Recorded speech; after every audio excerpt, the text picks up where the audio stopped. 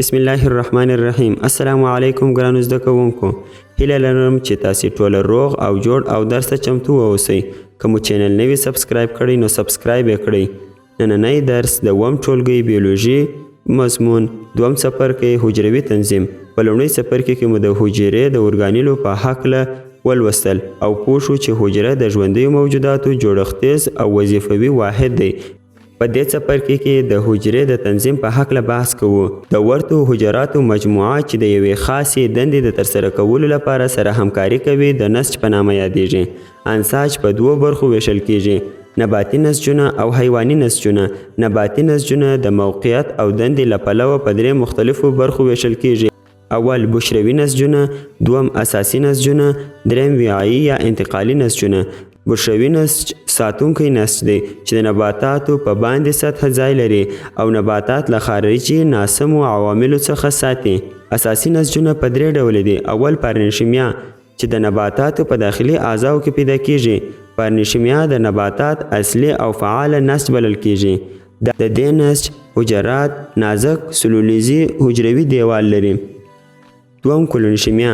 د کولونیشیمیا د پارنیشیما نسج مشابه دی خو حجروي دیوال یې پیړ دی چې نباتاتو د تاویدلو او کږېدلو وړتیا ورکوي.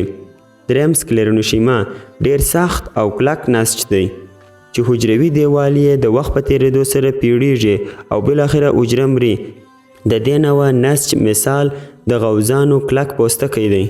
د نباتي نسجونو دریم ډول انتقالي نسجونه چې لایلم، اوبه او مدني مواد له ریښې څخه ساقې او پاڼې ته لیږدوي او فلویم پخه شوې شیره له پاڼې څخه د نبات نورو برخو ته رسوي.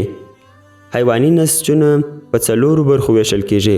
اول بشروي نسجونه د پوستکي بهرنۍ برخه او د وینې د رګونو د هاضمې کانال او د بولي کانال داخلي برخه پوښوي. دوم عصبي نسجونه د خاصو حجرو څخه چې د نیورون په نامه یادیږي جوړ شوي دي او د بدن بیلابیلو برخو ته د معلوماتو د انتقال دنده په غاړه لري. دریم عضلاتي نسجونه. دا نسج موږ ته د حرکت وړتیا راکوي. په درې بڼو موجود دي. اول خط لرونکي عضلاتي نسجونه لکه د لاس او پښې عضلې. دوم ښوی عضلاتي نسجونه لکه د میري عضله او دریم د زړه عضلاتي نسجونه. د حیواني نسجونو څلورم ډول نښلونکي نسجونه دي. د دې نسج اصلي دنده د نورو نسجونو په منځ کې د اړیکو ټینګول دي او د دې نسج مثال هډوکی او وینه ده. هر کله چې د نسجونو دوه یا زیات ډولونه یو ځای کار کوي او یوه ټاکلې او ځانګړې دنده سرته رسوي د غړي په نوم یادیږي. د مثال په ډول زړه یو غړی دی چې د زړه له عضلاتي نسج، ارتباطي او عصبي نسجونو څخه جوړ دی. نوموړي نسجونه سره یو ځای کار کوي او د وینې د پمپ کولو مهمه دنده اجرا کوي. کله چې د غړو ډله یو له بل سره یو ځای کار کوي نو سیستم منځته راوړي.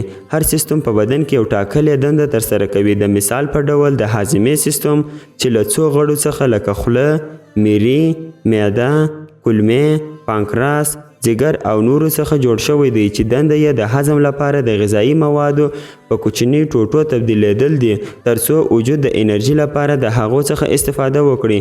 کله چې سیستمونه سره یو ځای کار وکړي نو د ژوندي موجود د پایښت شونی کیږي.